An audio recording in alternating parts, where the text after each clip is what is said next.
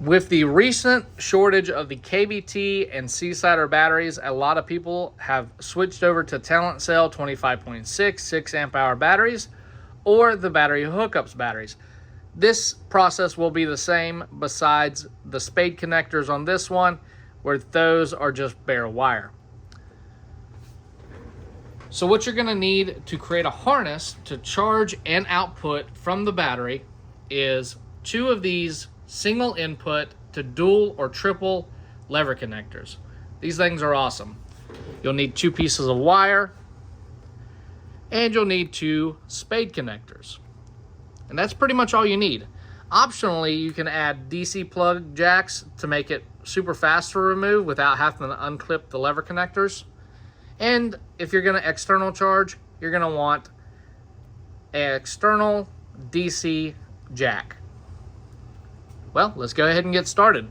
So I've already pre-stripped this wire to make this video a little bit faster for you guys. So what we're going to do is we're going to connect our female spade connectors to one side of each wire.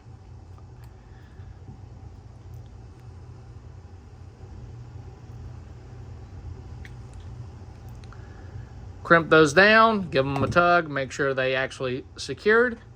Then we're going to decide how many runs of power we need. For this battery, the positive only needs 2. And for the ground, this system only needs 3. Some might need 4, and some might need more. You always want to ground closest to the battery as possible to avoid any interference. Now, we'll connect the negative and a positive spade connectors to the slots on the battery. Now, if you measure correctly, they're going to be about here, and you can go ahead and glue these down or Velcro them, whichever you prefer. So I'm going to glue these really quick just for the purpose of this video.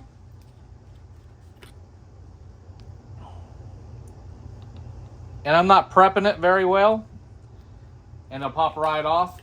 But if you wanted to, sand it just a little bit, and they'll stay secure even better. Pop that down, hold it for a second. This is CA glue with an activator. Star Bond is the brand. Works really well. Could have got that wire a little bit tighter, but it'll be okay.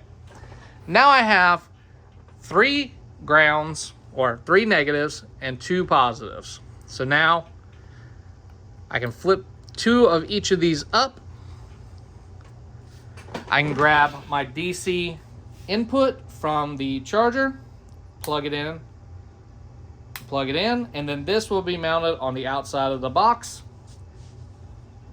We'll be going to a switch, so you would run 2 wires to your switch instead of running a DC plug or a DC adapter of any kind, whether it's female or male. So we're just gonna cut those off. Well, not cut them off, but strip them down. And we'll go ahead and put the negative in, pull a little bit more, positive in. And there we have it. We have a input charge and an output power source. So now we can hook up our amplifier. And it is on, and that sparked, but kind of typical when an amp's never been plugged into a battery.